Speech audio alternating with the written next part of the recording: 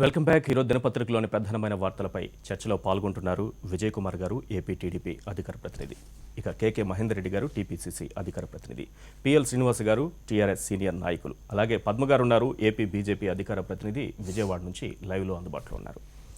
విజయ్ కుమార్ గారు, పోలవరంకి సంబంధించి ఎన్నో ఏళ్ల కళ అలా అలా సాగుతూ నిన్న 1981 కోట్ల రూపాయల చెక్కు రాష్ట్ర ప్రభుత్వానికి కేంద్రం అందించింది నాబార్డు రుణంగా.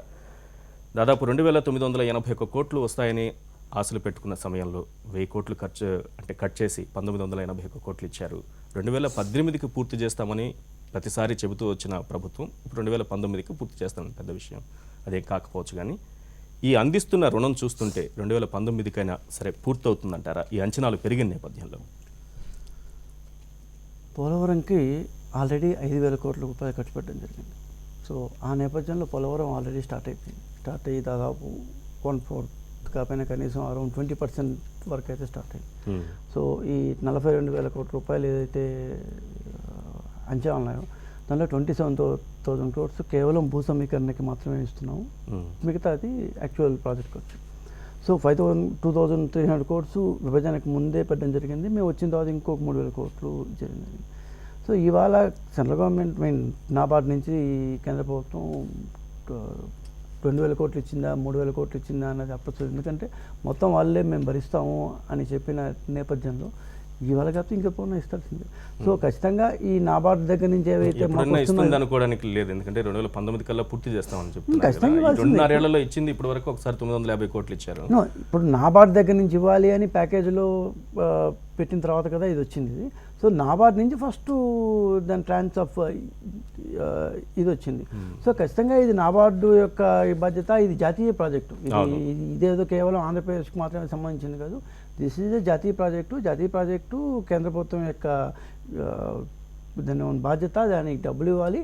నాబార్డు ద్వారా ఇస్తాను. నాబార్డు ద్వారా ఇచ్చినా ఇంకెవరి ద్వారా ఇచ్చినా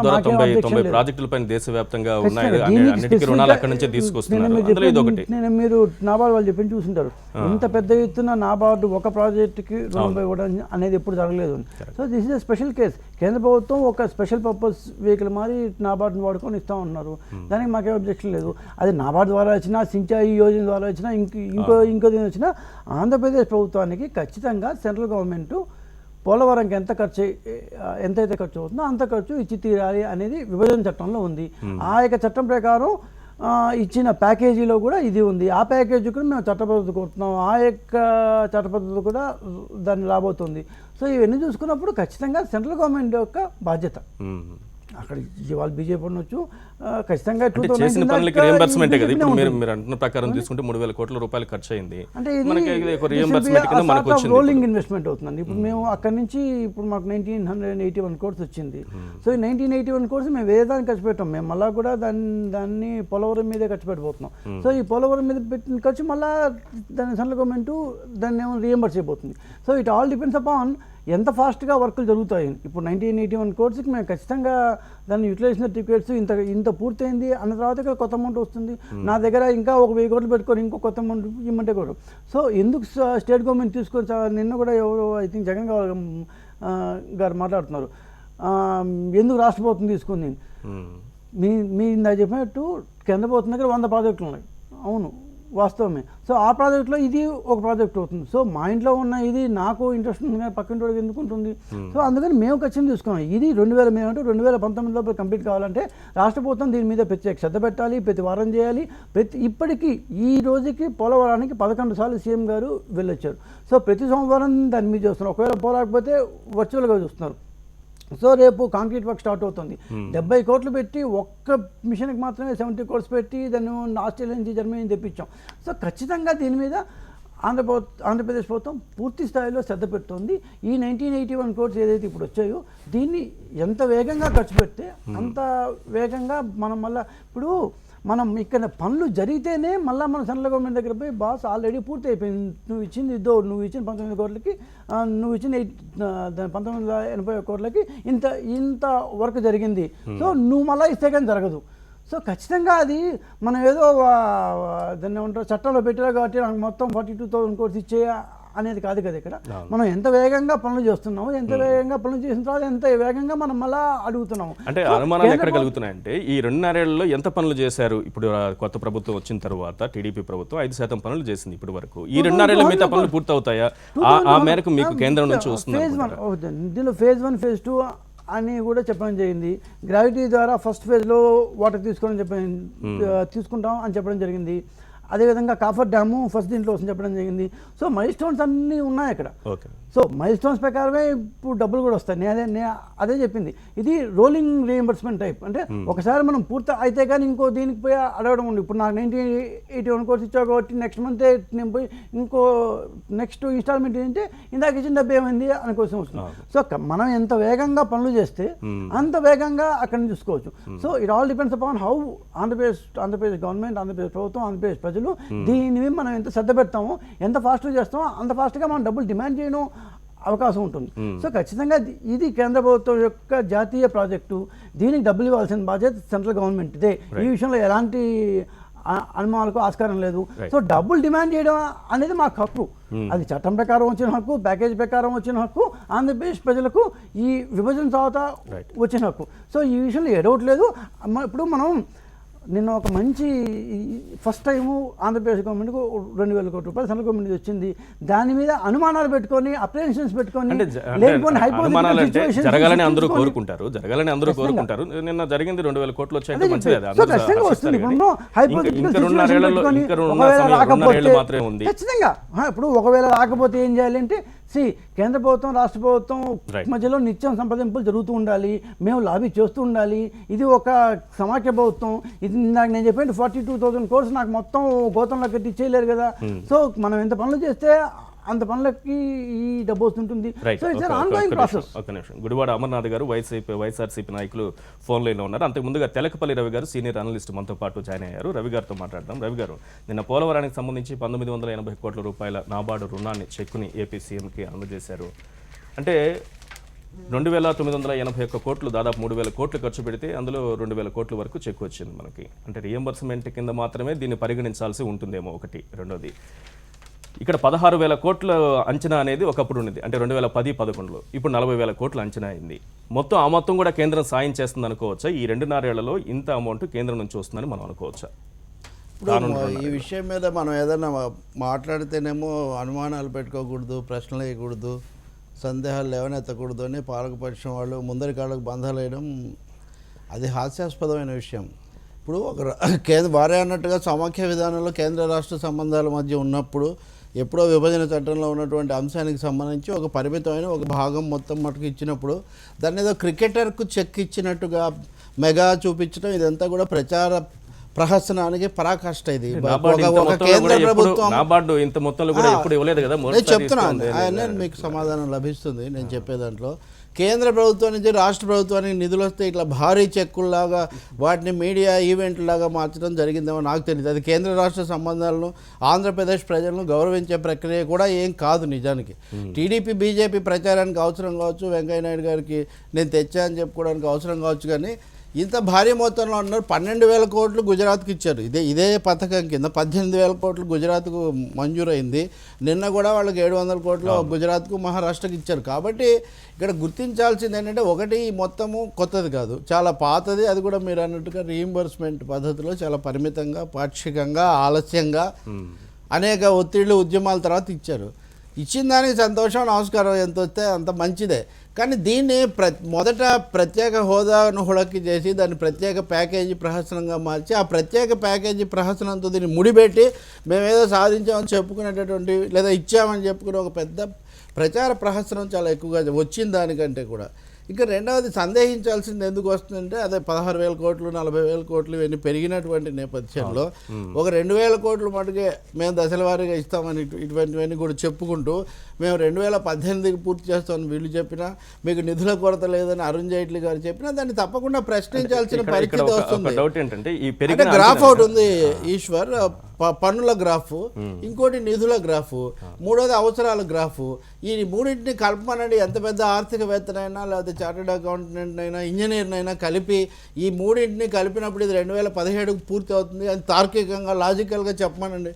లేదా ఆంధ్రప్రదేశ్ ప్రభుత్వం దగ్గర ఉన్న ఇతరమైన నిధులు ఏమైనా దీన్ని మళ్లించడానికి ఈ 20,000 కోట్లు. కాబట్టి ఇక్కడ జరగని మా దగ్గర ఇంత ఉంది, మేము ఇంత చేస్తాము, మేము ప్రయత్నం చేస్తున్నాం అని చెప్పడం వేరు. అది కాకుండా దాన్ని అతిశయోక్తులతో చెప్పడము, అది ఇప్పుడు ఉదాహరణకు అమరావతి లేదు, ఇక్కడ విశ్వనగరం, ఇవన్నీ కూడా మనం చూసాం కదా.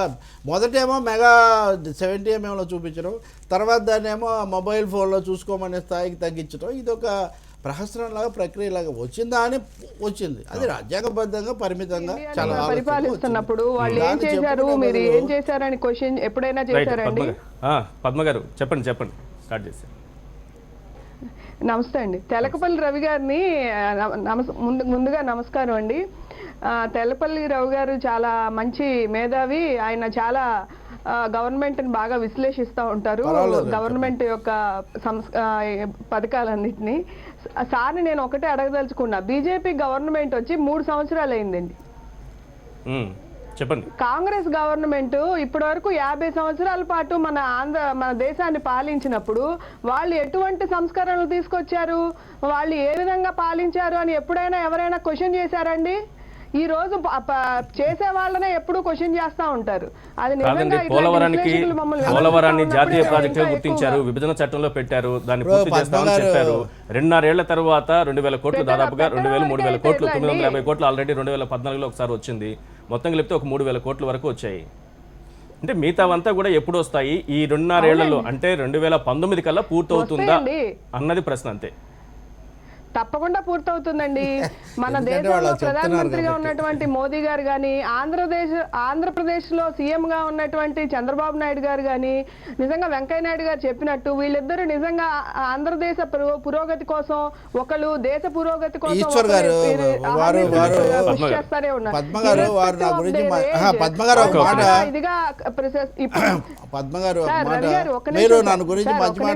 మంచిదే.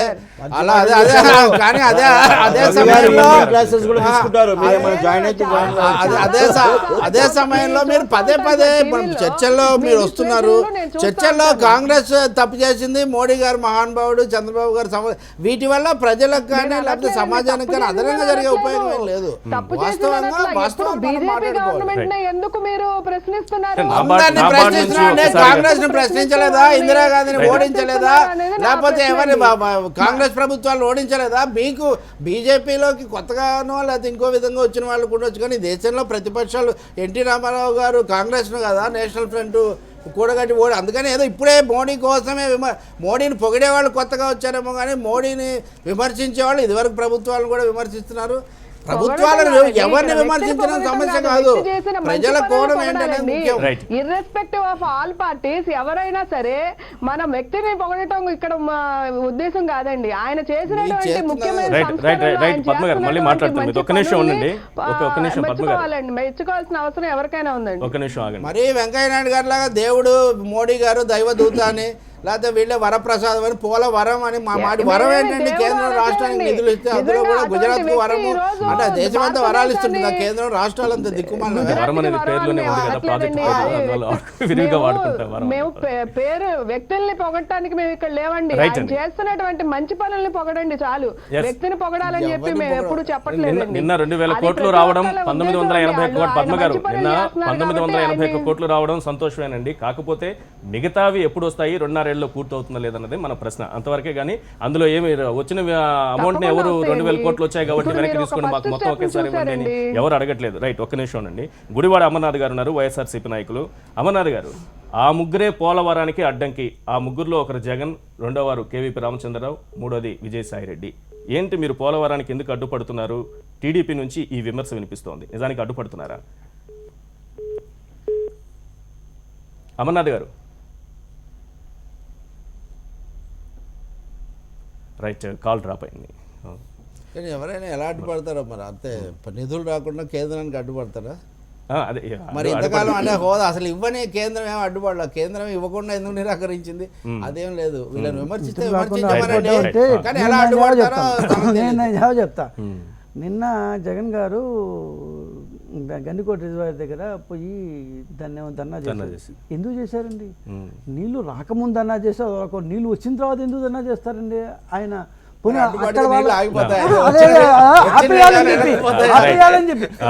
అక్కడ వాళ్ళకి ఎప్పుడు ఇవ్వనంత ప్యాకేజ్ 479 కోట్ల రూపాయల ప్యాకేజీ వాళ్ళందరూ సంతృప్తిగా వచ్చారు, క్వశ్చన్ చేశారు, మేము వాళ్ళకి ప్యాకేజ్ ఇచ్చారు సీఎం గారు, సంతృప్తిగా వాళ్ళు వెళ్ళిపోయారు. ఇప్పుడు ఏ బేస్ మీద ఆయన ఇప్పుడు ధర్నా చేస్తారు? నిజంగా నాకైతే పర్సనల్గా అర్థం కాలేదు ఎందుకు ధర్నా చేస్తున్నారు. నీళ్ళు రాకపోతే సరే నువ్వు అన్నట్టు ఓకే, నీళ్ళు వస్తున్నాయి అన్ని కాలం వస్తుంది, గండికోటకు వచ్చి నీళ్ళు ఎనకపోవు, తెలుగుదేశం ఇచ్చిన ప్యాకేజ్ ఊరికే నీళ్ళు అక్కడి నుంచి ఇక్కడ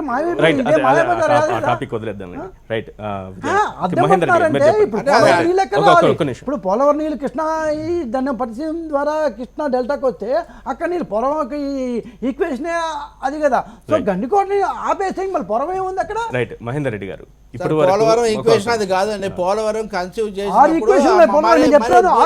వేరే ఈక్వేషన్స్ ఉన్నాయి కానీ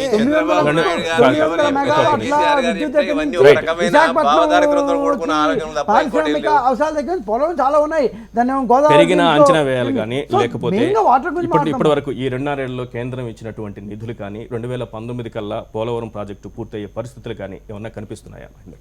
కనుచూపు మేరలో కనిపించట్లేదు. ఎందుకంటే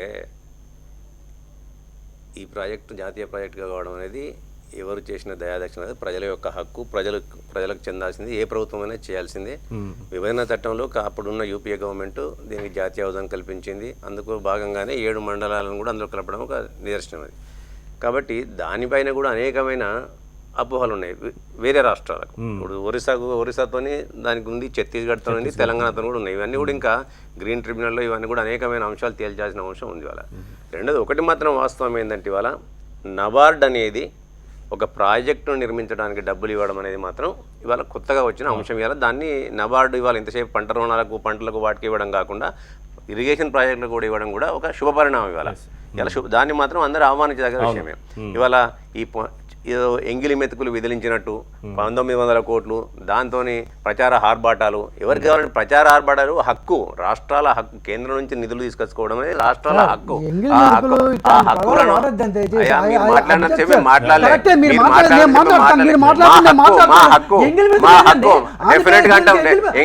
ఎంగిలి మెతుకులకు దానికి ఆశపడి మీరు దాన్ని ప్రచార ఆర్భాటాలు మీరు ఉపయోగించుకుంటే ఆంధ్ర ప్రజలను మీరు అవమానించినట్లయితే తప్ప ఆంధ్ర ప్రజలను విజయ్ కుమార్ గారు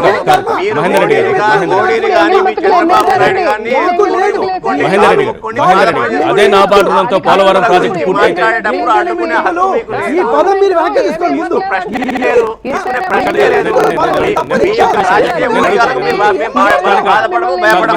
ఒకవేళ నాబార్డు రుణంతో పోలవరం ప్రాజెక్టు 2019 కల్లా పూర్తయితే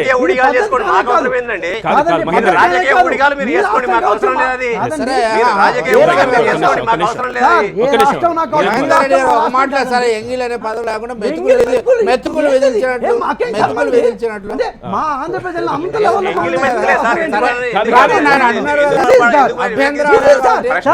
కోపం ఉంటే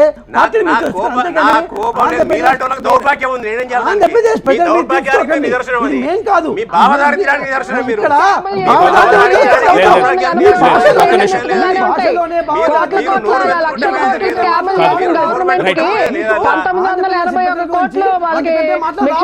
పదాన్ని పక్కన పెడుతున్నా ఒక నిమిషం. ఆ పదాన్ని నేను పెడుతున్నా ఆ పదాన్ని పక్కన పెడుతున్నా. ఒక నిమిషం విజయ్ కుమార్, ఒక నిమిషం. పక్క రాష్ట్రం చర్చ కాదు సార్, దేశ ఒక నిమిషం నేను పక్కన పెట్టాను. ఒక నిమిషం నేను మళ్ళీ అదే దూరం వచ్చేసాం. సరే నాబార్డు రుణంతో పోలవరం ప్రాజెక్టు 2019 కల్లా పూర్తవుతుంది అనుకోండి, అప్పుడు ఎంగిలి మెతుకులు మనం అనుకోవాల్సిన పని లేదు. మీరు అన్నట్టు ఆ పదాన్ని నేనే పక్కన పెడుతున్నా. ఇప్పుడు అక్కడి నుంచి కంటిన్యూ చేయండి, అక్కడి నుంచి చెప్పండి. ఇక్కడ మనకి విశ్లేషణ కొనసాగాలి, మంచి విశ్లేషణ మనం ఏదో ఒక పదాన్ని పట్టుకుని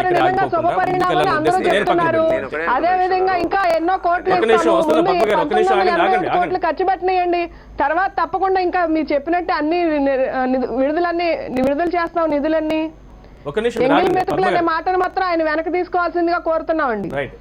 ఒక్కటి ఈశ్వర్ గారు గుర్తుపెట్టుకోండి, ఇలా విభజన అయిపోయింది మాట్లాడక్కలేనప్పుడు విభజన అయినప్పుడు మాట్లాడడం మనం పిలవాల్సిన అవసరం కూడా మీకు లేదు. రెండోది చెప్తున్నా కదా, విభజన జరిగినా ఏది జరిగినా హక్కుల గురించి మాట్లాడాక సామాజిక స్పృహ ఉన్న వారికి కూడా ఇలా కేంద్ర రాష్ట్ర సంబంధాలపైన అవగాహన ఉన్నవారు ఎవరైనా మాట్లాడడానికి హక్కు ఉంది. అది మేము విడిపోయినాం కాబట్టి విడిపోయి మాట్లాడుకోండి. విజయవాడ కూర్చొని మాట్లాడు, ఎందుకు మాట్లాడతాం మరి?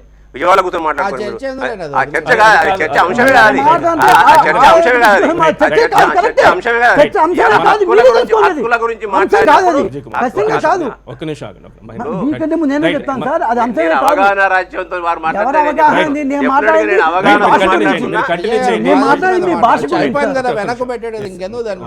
అవగాహనతో మాట్లాడుతున్నప్పుడు హక్కులు ఎవరైనా హక్కులే, అధికారం ఎవరిదైనా అధికారమే. ఇప్పుడు డిమాండ్ చేసే హక్కు ప్రజలకు ఆంధ్రప్రదేశ్ అనుకూలమైన మాట కదా, ఎవరైనా హక్కులే.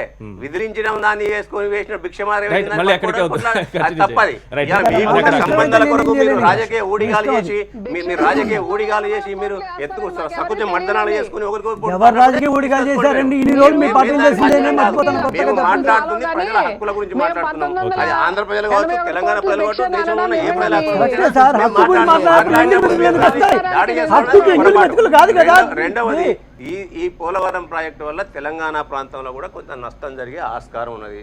కాబట్టి తెలంగాణ ప్రభుత్వం కూడా ఇప్పుడు అందులో ఇంటర్ఫియర్ అయి పోలవరం ముంపు గురించి కానీ, అటు ఒరిస్సా ప్రాంతం కానీ ముంపు గురించి కానీ, ఛత్తీస్గఢ్ రాష్ట్రానికి కూడా ముంపు ప్రాంతం గురించి కానీ, ఇక్కడ ఉండే నిర్వాసితుల గురించి కానీ మాట్లాడే హక్కు ఉంది. ఆ నిర్వాసితులు ఇలా 7 మండలాలను తీసుకుపోయి కలిపినంత మాత్రాన పోలవరం రీడిజైనింగ్ కోరుతామని కూడా నిన్న హరీష్ రావు గారు ఒక మాట అన్నారు. ఈ విధంగా మాట్లాడుకోవడం చాలా తప్పండి. ఇప్పుడు వారికి ఉన్నటువంటి అవగాహనతో చెప్పడం జరిగింది. ఇప్పుడు మహేందర్ రెడ్డి గారు చెప్పినట్టు కానివ్వండి, రవి గారు చెప్పినట్టు కానివ్వండి, నిజంగా చెప్పాలంటే ఈ ఫోటోగ్రాఫ్ కూడా ఒక క్రికెట్ మ్యాచ్లో ఇచ్చినట్టు ఇవ్వడము అది చాలా తప్పు. ప్రత్యేక హోదా అని అది పోయింది. ఈరోజు జాతీయ హోదా తీసుకొచ్చింది ఎవరో తెలుసు, అంతా బీజేపీ ప్రభుత్వం కానీ మర్చిపోతున్నారు వీళ్ళంతా కూడా. సో ఇవన్నీ చేసిన తర్వాత కూడా 1919లో పూర్తి కావడానికి ఈరోజు యాక్చువల్గా కేంద్ర ప్రభుత్వమే బాధ్యత తీసుకొని చేయించుంటే బాగుంటుంది. ఈరోజు మళ్ళీ రాష్ట్ర ప్రభుత్వాన్ని కలిపి వాళ్ళకి అప్పచెప్పడం జరిగింది. దీంట్లో అది ఏముందో కూడా మనకి ఇంకా అర్థం కాలేదు, అది ముందు అర్థమవుతుంది. సో ఈరోజు వాళ్ళు ఇచ్చినటువంటి 19,000 కోట్లు ఈ విధంగా ఇస్తే 1900 ఇస్తే 1000 కోట్లు ఇస్తే ఈరోజు ఎప్పుడు పూర్తవుతుంది? 40,000 కోట్ల రూపాయలు అవసరమైనటువంటిది ఎప్పుడు పూర్తవుతుంది, ఎలా పూర్తవుతుంది, దీని గురించి నెంబర్ 1 మహేందర్ రెడ్డి గారు ఇప్పుడు చెప్పారు. ఈ ముంపు గ్రామం ఇప్పుడు భద్రాచలమే కానివ్వండి, అవన్నీ కూడా తెలంగాణ ప్రాంతంలో కానీ వరుస ఇప్పుడు 3 రాష్ట్రాలు ఉన్నాయి. దానిది కూడా ట్రిబ్యునల్, రాజేష్ కుమార్ ట్రిబ్యునల్లో అది నడుస్తూ ఉంది. దాని విషయంలో కూడా ఆలోచించినట్టయితే నిన్న కూడా అసెంబ్లీలో హరీశ్వరరావు గారు కూడా నిన్న కూడా అసెంబ్లీలో ఒత్తిడి తీసుకొస్తామని చెప్పారు. మేము ఒత్తిడి తీసుకొస్తాము, పోలవరము ఇదైనప్పుడు వేరే వాళ్ళకి ముంపు కాకుండా చూసుకున్నటువంటి బాధ్యత కూడా కేంద్ర ప్రభుత్వాల పైన ఉంది. కేంద్ర ప్రభుత్వం అయితే ఒకటే రాష్ట్రము, అదే రాష్ట్రం చూస్తాను మాతోనే ఉన్నారు కాబట్టి అంటే కుదరదు కదా. ఇది కావాల్సింది ఏంటంటే ఇతర రాష్ట్రాలను కూడా ఈక్వల్ గా చూసేటువంటి బాధ్యత 29 రాష్ట్రాలు బాధ్యత ప్రధానమంత్రి. ఈ రోజు రవి గారు చెప్పడం జరిగింది, గుజరాత్ లో ఎన్ని లక్షలు ఇచ్చారు, ఇక్కడ ఏమి ఇచ్చారు, 12,000 కోట్లు ఇచ్చేసి ఇక్కడనేమో. అమ్మా వినండి, మీరు దయచేసి వినండి. మీకు అవగాహన లేకపోతే రవి గారి గురించి మీరు ఎక్కువ మాట్లాడుతున్నారు, మాకు బాగా తెలుసు. రవి గారు విశ్లేషణ గురించి మీరు బాగా చెప్పారు, బ్రహ్మాండంగా చెప్పారు. మీకు ఎప్పటి తెలుసో రవి గారు మాకు తెలియదు, నాకు 40 ఏళ్ళ నుంచి తెలుసు. 40 ఏళ్ళ నుంచి నేను ఎమ్మెల్యేగా 85 నుంచి పోటీ చేసినప్పటి నుంచి బాగా తెలుసు. అయితే వారి దగ్గర క్లాసులకు వెళ్ళండి, మీకు అర్థమవుతుంది. వారు చెప్పింది కూడా ఏమి మీ బీజేపీని ఇన్సల్ట్ చేయలేదు, ఎవరు ఇన్సల్ట్ చేయలేదు. భారత స్వాతంత్రం వచ్చిన తర్వాత కమ్యూనిస్ట్ పార్టీలు ఎవరు అన్యాయం చేస్తే వాళ్ళ గురించి మాట్లాడేటువంటి వాళ్ళ గురించి మీరు ఎక్కువ మాట్లాడకండి. మీరు కావాలండి చంద్రబాబు నాయుడు గురించి మాట్లాడుకోండి, ప్రత్యేక హోదా గురించి మాట్లాడుకోండి, అక్కడ ప్రజలను కాపాడండి, డబ్బులు ఎక్కువ తెచ్చుకోండి, అమరావతిని తొందరగా కంప్లీట్ చేయండి. కానీ ఈ విధంగా ఏంటండి దోపిడీ, అది కాదు. మీ భజన మండలి లాగా వెంకయ్య నాయుడు పక్కకు పెట్టుకొని సినిమా దీంట్లో రిలీజ్లలో వాళ్ళ మాట్లాడేది కేంద్ర మంత్రి నిన్న ఒకటి రిలీజ్ పోయేసి భజన మండలి లాగా భజన చేసుకుంటా ప్రజలను ఆ స్థాయిలో నిధులు రాబట్టామనేది ఒక విషయం తెలియాలి. భజన మండలి అయిపోయింది, ఎక్కడ పోయినా కూడా ఇదే తప్ప. మీ రాష్ట్రానికి ఏమైనా అభివృద్ధి చేయండి, రాష్ట్రానికి శ్రీనివాస్ గారు, మంచి చేయండి. శ్రీనివాస్ గారు, ఒక మీరు నిమిషం. తీసుకొస్తే చాలా సంతోషం. పద్మ గారు చెప్పండి, ఆ పక్క ఒక నిమిషం. రాష్ట్రం డెవలప్ అయితే మేము ఆనందించే వల్ల మొదటి వ్యక్తులం మేము ఇక్కడ. రైట్, ఒక నిమిషం. రైట్, పద్మ గారు, మీరు అందరూ పద్మ గారు. చూసి దాన్ని వారో లేక ఇట్లా ఆయన మాట్లాడుతా ఉన్నారు. రైట్, చెప్పండి. ఏమమ్మా ఏంటి ఒకసారి చెప్పండి ఎట్లా మాట్లాడుతున్నావు? ఏమండి, అదే అరే దేశానికి ఓర్వలేక కాదమ్మా, తెలంగాణ ఓర్వలేక ప్రజలు మాట్లాడుతున్నారు. ఎప్పుడు ప్రాణాలను పద్మ గారు ఒక విషయం వేలకు చెప్పండి. ఇస్తారు. పద్మ గారు, మా పద్మ రక్తం గారు, వేలకు ఇస్తాం. శ్రీనివాస్ గారు, మేము ఒక తినేది నిమిషం. వేలకు ఇస్తాం. మీరు ఓర్వలేక ఓర్వలేని వాళ్ళు రైట్, మీరు. రైట్, మీరు రైట్. కూడా పద్మ గారు, పద్మ గారు ఒక విషయం చెప్పండి. పద్మ గారు, unnecessary words ఇక్కడ. శ్రీనివాస్ గారు, పద్మ గారు ఒక విషయం చెప్పండి. అంచనా వ్యయం 16,000 కోట్ల నుంచి 40,000 కోట్లకు పెరిగింది ఇప్పుడు ఒకసారిగా. ఈ మొత్తాన్ని కూడా కేంద్రం భరిస్తామని ఎప్పుడన్నా మాట ఇచ్చిందా, చెప్పిందా? ఏమండి, ఇది పోలవరం ప్రాజెక్టు పూర్తిగా కేంద్ర ప్రాజెక్ట్ అని చెప్పి చెప్పారు అంటే మొత్తం పోలవరం A to Z మొత్తం చూసుకునే బాధ్యత కేంద్రం స్వీకరించిందని ప్రతి ఒక్కరికి తెలుస్తా ఉంది. అవును. ఈ రోజు 44,000 కోట్లకి చేరినప్పటికీ ప్రతి ఒక్కటి కూడా వాళ్ళు కేంద్ర ప్రభుత్వం బాధ్యత వహిస్తూ దాన్ని పూర్తి చేస్తామని ముందు నుంచి చెప్తూనే ఉన్నాం. నిధుల సమీకరణ లేట్ అయింది అంటే అది అయి ఉండొచ్చు, కానీ మేము చెయ్యమని చెప్పట్లేదు. ఈ రోజు 1981 కోట్లు ఖర్చు పెట్టి తర్వాత మార్చి కల్లా ఇంకో 1000 కోట్లు ఇస్తామని చెప్తా ఉన్నారు. ఆ 1000 కోట్లు కూడా ఖర్చు పెడితే దఫాల వారీగా ఇస్తారు, కానీ ఒకేసారి 44,000 కోట్లు రిలీజ్ చేయరు కదండి. స్టెప్ బై స్టెప్ ఎట్లాగా మన ప్రాజెక్ట్ ని చేస్తా ఉంటారో అలా విధంగా స్టెప్ బై స్టెప్ నిధులను కూడా సమకూరుస్తా ఉంటారు. ఇది జైట్లీ గారు కానీ ప్రధాని మోదీ గారు కానీ వాళ్ళు ముందు నుంచే చెప్తానే ఉన్నారు, నిధులకి మేము ఎటువంటి లోటు చేయము అని. నిజంగా ఈ రోజు నాబార్డు ఈ రోజు ఇంత పెద్ద స్థాయిలో నిధుల్ని ఇవ్వడం అనేది నిజంగా చరిత్రలో ఒక చెప్పుకోదగిన విషయం. ఎందుకంటే ఇప్పటి వరకు చిన్న వాటికే చేసినటువంటి నాబార్డు ఈ రోజు 1981 కోట్లు ఇచ్చిందంటే నిజంగా ఇది ఒక శుభ పరిణామం. ఇదే విధంగా చాలా మంచి పనులు జరుగుతూ ఉంటాయి. ఈ రోజు పోలవరం చేయడం వల్ల ఇంతకు మనకి east and west Godavari, Visakhapatnam, Krishna districts అందరూ ఈ రోజు చాలా లాభపడతాయి అని చెప్పి అందరికీ తెలుసు. కాబట్టి ఈ ప్రాజెక్ట్ ని ఎంత ఇదిగా చేస్తే ఆంధ్రప్రదేశ్ ప్రజలందరూ ఉపయోగపడతారు, లాభపడతారు అని చెప్పి అవన్నీ జరగాలని అండి, త్వరగా పూర్తవ్వాలని కోరుకుంటున్నాం. ఒక నిమిషం ఉండండి. శ్రీకాంత్ రెడ్డి గారు ఉన్నారు, వైఎస్ఆర్సీపీ నాయకులు. శ్రీకాంత్ రెడ్డి గారు, ఏంటి పోలవరానికి అడ్డంకిగా వైఎస్ఆర్సీపీ మారిందా? నిన్న దేవినేని ఉమ్మ గారు ఒక కామెంట్ చేశారు, పోలవరంకి ఏమో నిన్న ఒక 2,000 కోట్ల దాకా నాబార్డు రుణం ఒక చెక్ కూడా వచ్చింది. అదే సమయంలో ఈ కామెంట్ కూడా మీ పైన వినిపించింది. అది కామెంట్ అండి. అతను దేవినేని ఉమ్మ జస్ట్ ప్రతి ఒక్కటి పొలిటికల్ మోటివేట్ తో మాట్లాడుతుంటాడు. ఆయన మాటలు పట్టించుకోవడం ఏనాడు మానేయాలి, అందరూ కూడా ఆంధ్ర రాష్ట్రంలో కూడా మానేశారు. మీరు ఒక చిన్నది గమనించాలండి, ఈ పోలవరం ప్రాజెక్ట్ కి ఇనిషియేట్ తీసుకొని దాదాపుగా రావాల్సినటువంటి అన్ని క్లియరెన్సెస్ ఎవరు చేశారు? ఈ పోలవరం అన్నది కంప్లీట్ చేయాలి అనే తపనతో ఈ మిగిలిన రాష్ట్రాల నుంచి సబ్స్టేషన్స్ ఉన్నాయి అని చెప్పి కెనాల్స్ ముందైనా చేసేసేయాలని చెప్పి ఈ రోజు ఈయన పట్టిసీమ అని చెప్పుకునేటువంటి కెనాల్ ని 90% కంప్లీట్ చేసినటువంటి వ్యక్తి ఎవరు? లేకపోతే ఉత్తరాంధ్రకి ఇవ్వాలా అని చెప్పేసి అటు కూడా కెనాల్ ని కంప్లీట్ చేసినటువంటి వ్యక్తి ఎవరు అన్నది ఒకటి ఆలోచించండి. తర్వాత కేవలం మోడల్ మాత్రమే ఫిక్స్ చేసేసేసి పోలవరం నేను ఇనిషియేట్ చేస్తాను, పట్టిసీమ నదిగా చేసేస్తాను, నేనే చేసేస్తానని చెప్పుకుంటున్నాడు చంద్రబాబు నాయుడు గారు. ఒకసారి తన గురించి తను ఆలోచన చేసుకోవాలి. రెండో అంశం అండి, ఈ రోజు 2018కి మొత్తం కంప్లీట్ చేసి గ్రావిటీ ద్వారా నీళ్ళు ఇస్తాము అనే పెద్ద మనిషి మరి ఈరోజు పురుషోత్తపట్నం ఎందుకు దానిపైన మళ్ళీ 1,600 కోట్లు ఖర్చు పెడుతున్నారు? ఒక్కసారి మీరు ఆలోచన చేయండి. ఈరోజు తనే చెప్పారు కదా. రైట్, ఇప్పుడు పోలవరం ప్రాజెక్టు నిర్మాణం పూర్తవుతుంది 2019 కల్లా. ఇప్పుడు కేంద్రం ఇస్తున్న సాయం ఏ రకంగా ఉంది? నిన్న ఒక 2,000 కోట్లు ఇవ్వడం అనేది ఆనందించదగ్గ విషయం.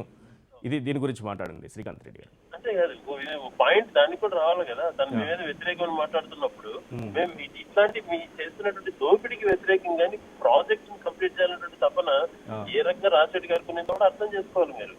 ఈ రోజు పురుషోత్తం 2018 ఆయన స్టేట్మెంట్ ఇచ్చారు కదా, 2018 కంప్లీట్ అవుతుంది అన్నప్పుడు 2018 కంప్లీట్ అయ్యేటప్పుడు పురుషోత్తపట్నానికి సంబంధించిన 1,600 కోట్లు పెట్టడం అవసరమా? కేంద్ర ప్రభుత్వం నిధులు ఇవ్వాలా అన్నటువంటి ఈరోజు ఇది బీజేపీ ప్రభుత్వం చేసింది కాదు. ఓ రకంగా అభినందించాల్సింది యూపీ ప్రభుత్వం కూడా అభినందించాలి. ఎందుకంటే ఆ 7 మండలాలు ముంపు మండలాలకి చట్టంలోకి తీసుకొచ్చింది వాళ్ళు, జాతీయ ప్రాజెక్ట్ ఇనిషియేట్ చేసింది వాళ్ళు. ఆ రకంగా వాళ్ళు కూడా ఇందులో పాత్ర కల్పించాలి. ఊరికి మనం బ్లంట్ గా మాట్లాడే విధానం కాదు.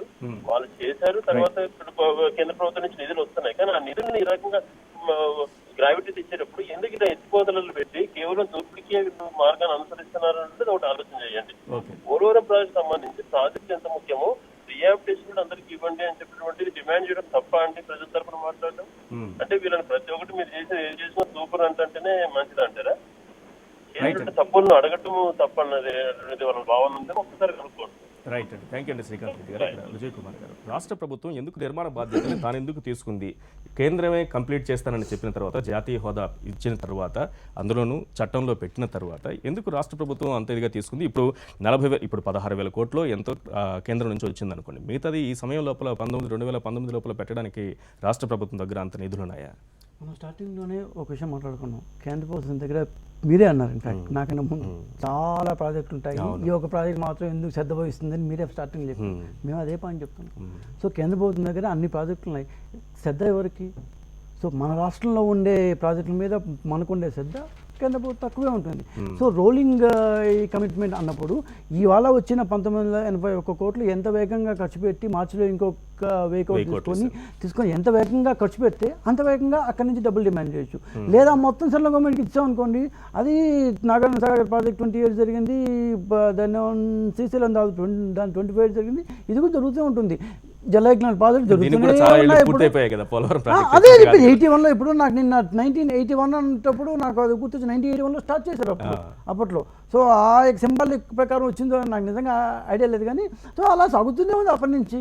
సో జలయజ్ఞాల ప్రాజెక్టు సాగుతూనే ఉన్నాయి.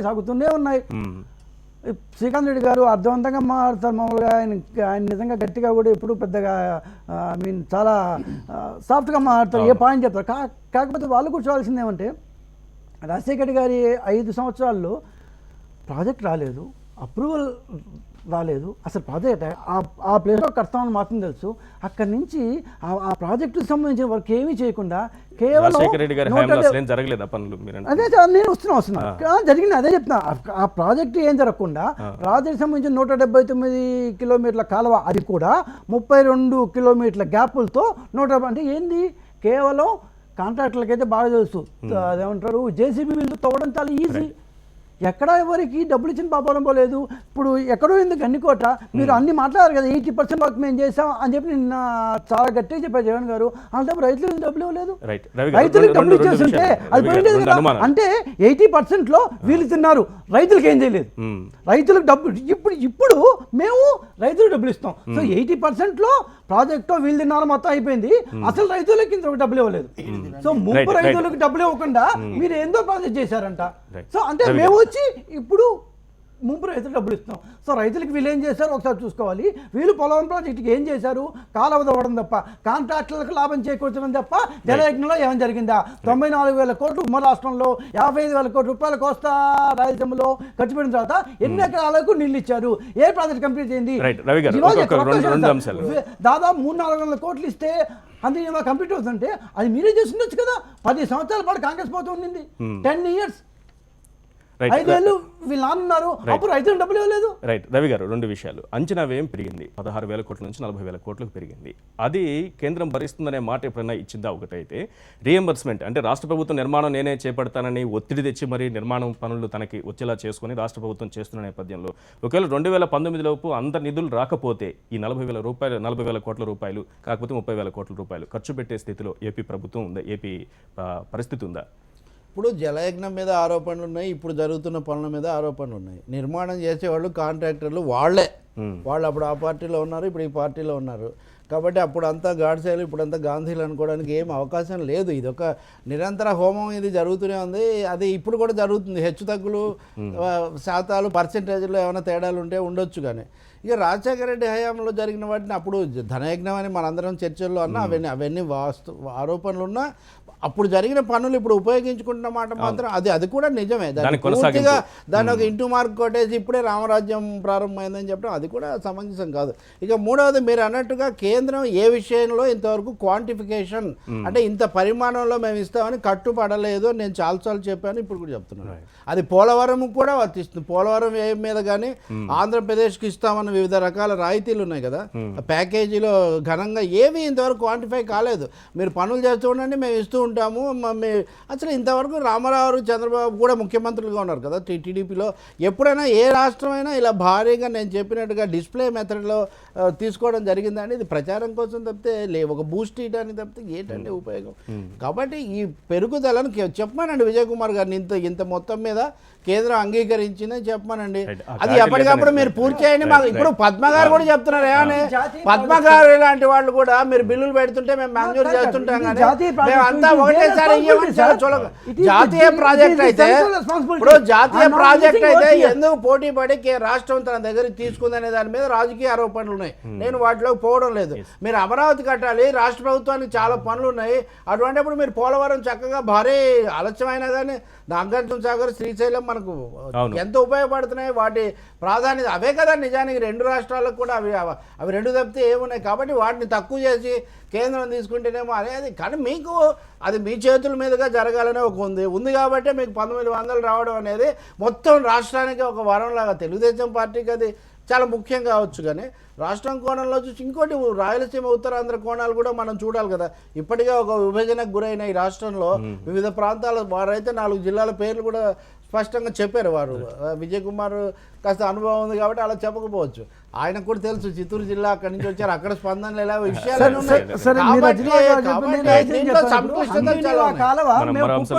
కుప్పందా తీసుకుపోతున్నాం. అందుకని ఆ కాలువ ఒకసారి మదనపల్లిలో రోజుకి ఎంతెంత తవ్వకాలు జరుగుతాయో చూపిస్తాను. పోలవరంలో రోజుకి 3 లక్షలు నీళ్లు రాకుండా తవ్వకాలు మామూలే కదా. రాజశేఖర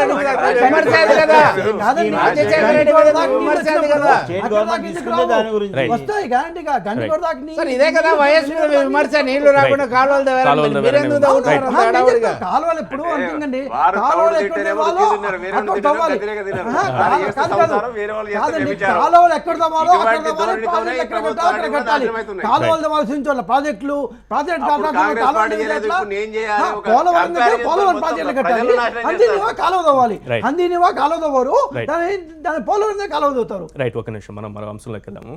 జోనల్ వ్యవస్థ రద్దు చేయాలని తెలంగాణ ప్రభుత్వం అనుకుంటోంది. జోనల్ వ్యవస్థ రద్దు మీద భిన్నాభిప్రాయాలు అయితే వ్యక్తమవుతున్నాయి. రద్దు మంచిదే అని కొందరు అంటున్నారు, మరి కొందరేమో విద్యార్థులకి ఉద్యోగులకి నష్టం జరుగుతుంది, అసలు రాష్ట్ర స్థాయి ఉద్యోగులు ఎవరు, జిల్లా స్థాయి ఉద్యోగులు అది తేలకుండానే ఈ వ్యవస్థ రద్దు కోసం వెళ్ళిపోతే ఎట్లా అనేటటువంటి ఆరోపణ ఎట్లా కనిపిస్తోంది జోనల్ వ్యవస్థను రద్దు చేయాలని ప్రభుత్వం? ఈ కేంద్ర రాష్ట్ర ప్రభుత్వాలు ఏకపక్ష నిర్ణయాలు తీసుకోవడం, ఎగ్జిక్యూటివ్ ఉత్తర్వుల ద్వారా వాటిని అమలు జరపడం, లేకపోతే ముందుగా లీకులు, ఈ ధోరణి బాగా పెరిగిపోయిందండి. జోనల్ వ్యవస్థ అనేది చాలా సంక్లిష్టమైంది. విభజన అప్పుడు కూడా చర్చకు వచ్చింది, ఇప్పుడు కూడా రకరకాల అభిప్రాయాలు ఉన్నాయి. దాని మీద ఒక సమగ్రమైనటువంటి చర్చ చేయాల్సిన అవసరం ఉంది. ఉపాధ్యాయుల్లో, ఉద్యోగుల్లో బలమైన సంఘాల జోనల్ వ్యవస్థ ఉండడం మంచిదని భావిస్తున్నాయి. పైగా ఇప్పుడు 31 జిల్లాలు అయినాయి. ఇప్పుడు అసమానతల కారణం అని చెప్పి 2 రాష్ట్రాలు అయినాయి. ఇప్పుడు 2 రాష్ట్రాల్లో మళ్ళీ అంతర్గతంగా అసమానతలు లేవా? ఉత్తర తెలంగాణ, దక్షిణ తెలంగాణ, మహబూబ్ నగర్, మధ్య ప్రాంతం ఇవన్నీ కూడా ఒకటే విధంగా ఉన్నాయా? ఇంకోటి మీరు 31 జిల్లాలు చేశారు. మామూలుగా ఉన్నది 31 జిల్లాలు చేసిన తర్వాత జోనల్ వ్యవస్థను గురించి పునరాలోచించాల్సిన అవసరం కూడా పెరుగుతుందా తగ్గుతుందా? ఇదేమీ లేకుండా ప్రభుత్వం ఏకపక్షంగా నిర్ణయం తీసేసుకుంది అని చెప్పడం, దాని మీద చర్చకు వదలటం అనేది అది సమంజసం కాలేదు. జోనల్ వ్యవస్థ గురించి శాస్త్రీయమైన అధ్యయనం జరగాలి, దాన్ని శాస్త్రీయంగా మెరుగుపరచండి, సమతుల్యత పాటించడానికి వీలుగా. జోనల్ వ్యవస్థ ప్రవేశపెట్టినప్పుడు ఏ జిల్లాకు న్యాయం జరగలేదని నిన్న కొంతమంది నాయకులు అనడం, జోనల్ వ్యవస్థతో నిజానికి న్యాయం జరగలేదు, అది పూర్తిగా వ్యర్థమైన నిర్ణయం. ఉన్నా జరగలేదంటే లేకుంటే ఇంకెలా ఉండేది అనేది కదా మనం చూడాల్సింది. కాబట్టి అప్పుడు జరగలేదు కాబట్టి మొత్తం ఏదో throwing away baby with water అన్నట్టుగా, పుట్టి నీళ్ళతో పాటు బిడ్డను కూడా పడేయడం అన్నట్టుగా, అది తొందరపాటుగా దాని మీద తీసుకోవడం అనేది సరైనటువంటిది కాదు. దాని మీద చర్చ జరగాలి, సంఘాల అభిప్రాయాలు కూడా తీసుకోవాలి. పైగా నేను అంటున్నట్టుగా ఇప్పుడు 31 జిల్లాలు అయిన తర్వాత ఏదో ఒక కొలబద్ద అయితే రాష్ట్ర ప్రభుత్వానికి ఉండాల్సిన అవసరం కూడా ఉంది. అన్నీ ఒకటే కాదు కదా, 31 జిల్లాలు, పట్టణ ప్రాంతాలు ఉన్నాయి, వెనకబడిన గిరిజన ప్రాంతాలు ఉన్నాయి. ఇవన్నీ ఉన్నప్పుడు మీరు ఎలా చేయబోతున్నారు అనేది, గిరిజన ప్రాంతాల విషయంలో ప్రత్యేకమైన సమస్యలు ఉన్నాయి. ఉదాహరణకు వాటిని జిల్లాల పునర్విభజనప్పుడు పరిగణనలోకి పెద్దగా తీసుకోలేదు, సాధారణంగా జరిగిపోయింది.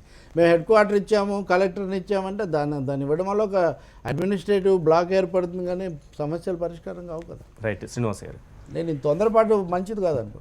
ఇప్పుడు జూనియర్ వ్యవస్థ మంచిదే అని చెప్పేసి అందరినీ కూర్చొని మాట్లాడడం జరిగింది. ఇక్కడ ఉన్నటువంటి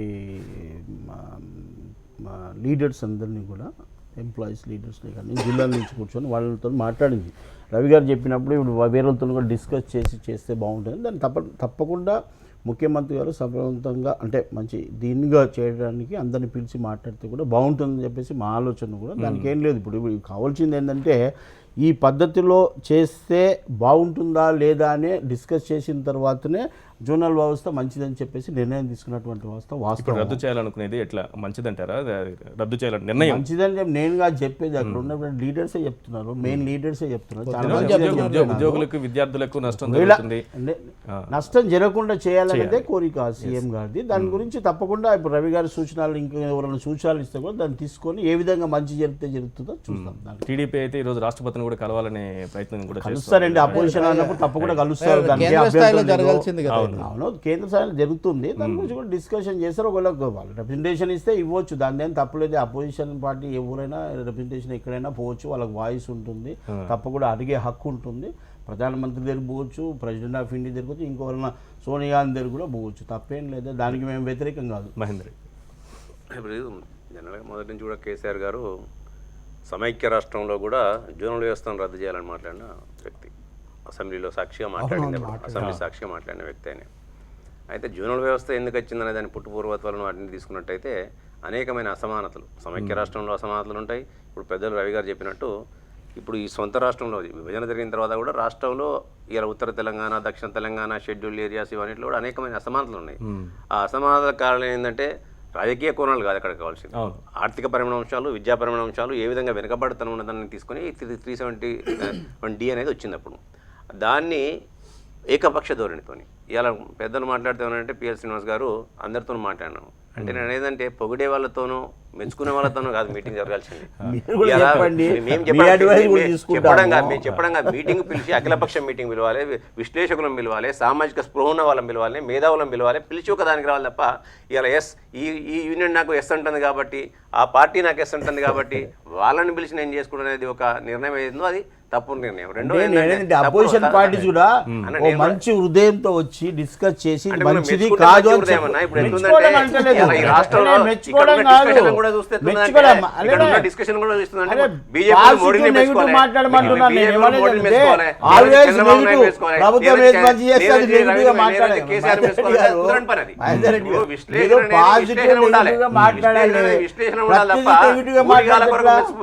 విశ్లేషణ ఉండదు. నేను నా సొంత పార్టీలు ఉన్నా కానీ పార్టీని ఆత్మవిమర్శ చేసుకొని మాట్లాడే తప్ప ఆత్మవంచన చేసుకొని మాట్లాడే అలవాటు మాకు లేదు అక్కడ కూడా. కాబట్టి ఇలా నేను అనేది ఏంటంటే ఇవాళ ఈ రాష్ట్రంలో కూడా, తెలంగాణ రాష్ట్రంలో కూడా 371 ఏదైతే 371 రద్దు చేయాలంటున్నాం, దాని ద్వారా అనేకమైన అసమానతలు కూడా మళ్ళీ వచ్చి మళ్ళీ ఉద్యమాలు పోవడం కోసం జోనల్ వ్యవస్థను ఏర్పాటు చేశారు. కాబట్టి అసమానతలు ఇవాళ హౌస్ కు హ్యావ్ నాట్స్ కు మళ్ళీ ఒక అంతరం ఏర్పడుతుంది. ఇవాళ అర్బనైజేషన్ కు రూరలైజేషన్ మధ్యలో ఒక పోటీ జరగబోతుంది. ఆ పోటీలో ఈ కాంపిటేటివ్ ఎగ్జామ్స్ లో అర్బన్ ఎడ్యుకేషన్ ఉన్న వాళ్ళు ఎప్పుడైనా ముందుంటారు, రూరల్ ఎడ్యుకేషన్ ఉన్న వాళ్ళు ఎప్పుడైనా వెనకాల ఉంటారు. కాబట్టి మళ్ళీ పోస్టుల విషయంలో రూరల్ వాళ్ళే మంచుకున్నారు తెలంగాణలో. చెప్తున్నా రూరల్ వాళ్ళే బాగున్నారు, దాని కూడా చెప్తా. కాబట్టి ఈ కాంపిటీషన్ లో రూరల్ వాళ్ళు రూరల్ బ్యాక్గ్రౌండ్తో నుండి పబ్లిక్ స్కూళ్ళలో అంటే పబ్లిక్ స్కూల్కును గవర్నమెంట్ స్కూల్కు మధ్యలో డిఫరెన్స్ ఉంటుంది. కాబట్టి ఆ గవర్నమెంట్ స్కూళ్ళలో చదివిన విద్యార్థులకు పబ్లిక్ స్కూళ్ళలో చదివిన విద్యార్థులకు డెఫినెట్గా డిఫరెన్స్ ఉంటుంది. కాబట్టి దీన్ని 371D అనే దాన్ని ఐదిగా కొన్నాళ్ల పాటు 31 జిల్లాలైన దృష్టిలో ఐదిగా కొన్నాళ్ల పాటు ఉంచడం వల్లనే ఆ అసమానతలను రూపుమాపడానికి తెలంగాణ రాష్ట్రానికి ఉపయోగపడుతుంది తప్ప తీసేయడం వల్ల ఉపయోగపడుతుందని నేను భావించట్లేదు. సో తెలంగాణ తెలుగుదేశం పార్టీ వాదన ఏంటి అంటే 371D ఆర్టికల్ పార్లమెంటరీ బేస్గా వచ్చింది. సో మార్చేటప్పుడు పార్లమెంటరీ కావాలి ఖచ్చితంగా. మనం స్వతంత్రంగా తీసుకున్నారో మాకు అర్థం కావట్లేదు. పాయింట్ 1. పాయింట్ 2 ఏంటంటే జిల్లా స్థాయిలో డిఎస్సి ప్రకటన చేశారండి, మళ్ళీ ప్రాసెస్ డిఎస్సి లెవెల్లో బహుశా డిఎస్సి లెవెల్లో జిల్లా స్థాయిలో పెద్ద ప్రాబ్లం రాకపోవచ్చు. ఇక్కడ పాయింట్ ఏమంటే జిల్లాలో చాలా చిన్న జిల్లాలండి. ఇప్పుడు ఎవరైతే కరెక్ట్ చెప్తారో మేము ఇక్కడ రాజకీయ కోణం పక్కన పెడితే 31 జిల్లాలు వచ్చిన నేపథ్యంలో ఫర్ ఎగ్జాంపుల్ వనపర్తి చాలా చిన్న జిల్లా, వరంగల్ అర్బన్ చిన్న జిల్లా. సో ఈ జిల్లాలో ఉండే వాళ్ళకి ఆ జిల్లా పదవులే ఇస్తామా, ఆ జిల్లా యొక్క ఉద్యోగాలే ఇస్తామా, లేకపోతే ఇప్పుడు ఆదిలాబాద్ వాళ్ళకి ఆదిలాబాదు, ఉట్నూరు, ఖానాపూరుకి హైదరాబాద్లో ఉండే వాళ్ళకి ఖచ్చితంగా తేడా ఉంటుంది. ఓకే, లేదు అంటే నిజంగా సంతోషిస్తాను. వాళ్ళు దాన్ని ఏమంటారు, శ్రీనివాస్ గారు చెప్పిన వాళ్ళకి తేడా లేదు, వాళ్ళు ఎక్కువ వస్తున్నారు, సంతోషమే. కాకపోతే ఆ స్టాటిస్టిక్స్ అయితే ఆ ప్రకారం కనపడటం లేదు. సో ఇది పోతే ఇంకోటి ఏమంటే రాష్ట్ర స్థాయి పోస్టులు కాకుండా ఈ డెంటిస్టులు, డాక్టర్లు ఇట్లాంటి పోస్టులు ఉన్నాయి కొన్ని, అవి జిల్లా స్థాయిలో ఉంటాయి. ఆ పోస్టులు కనుక ఆ అభ్యర్థులు అక్కడ లేకపోతే ఏం చేయాలి? సో అది ఖాళీగా ఉండిపోవాల్సిందేనా, మళ్ళీ ఇంకోసారి ఇవ్వాల్సిందేనా? ఇట్లాంటి ఇష్యూస్ చాలా ఉన్నాయి. ఇది ఏవి అంత ఏదో ఆషామాషి వ్యవహారం కాదంటారే, అట్లా this has to be discuss in detail. బహుశా ఇంకొద్దిగా చర్చ చేస్తుంటే బాగుండేదేమో అని. సో రాజకీయంగా మాట్లాడితే మనం మాట్లాడవచ్చు, ఖచ్చితంగా చాలా డిస్కస్ అవుతాయి. అది పక్కన పెట్టి మనం బ్రాస్ టాక్స్ గురించి మాట్లాడితే ఇన్ని లోపాలు మనకే కళ్ళ ముందు కనిపిస్తున్నాయి. సో 31 జిల్లాలు ఉన్నప్పుడు ఒక్కొక్క జిల్లాలో ఎన్ని పోస్టులు ఉన్నాయి, ఈ పక్క జిల్లాలో తక్కువ పోస్టులు వచ్చి ఇప్పుడు జిల్లాలు చేసిన దీని ప్రకారమే పోస్టులు ఉండాలి. అవగాహన లేకుండా కరెక్టే, మీకు అన్ని ఉన్నాయి సార్, మీకు లేదని చెప్తాం, మీకు అన్ని ఉన్నాయి బాబు. కాకపోతే మీ ముఖ్యమంత్రికి లేని అవగాహన సార్, మేము మాట్లాడతాం. అట్లా చంద్రబాబు నాయుడు కరెక్టే కరెక్టే మేము అవగాహన కాదు, అవగాహన లేకుండా మీరు 20 years పాటు మా పార్టీలో ఉన్నారు. ఎందుకు సార్ ఈ మాట? నేను మనం మాట్లాడి ఇట్లా అంటే 4,000 అనుకుంటాయి. ఏ అవగాహన లేకుండా మీరు చంద్రబాబు నాయుడు 20 years ఉన్నారు, మాట్లాడితే వద్దు. ఎందుకంటే మనం మాట్లాడే ముందు మన 4,000 బ్యాక్ వస్తాయి. 3 అప్పుడు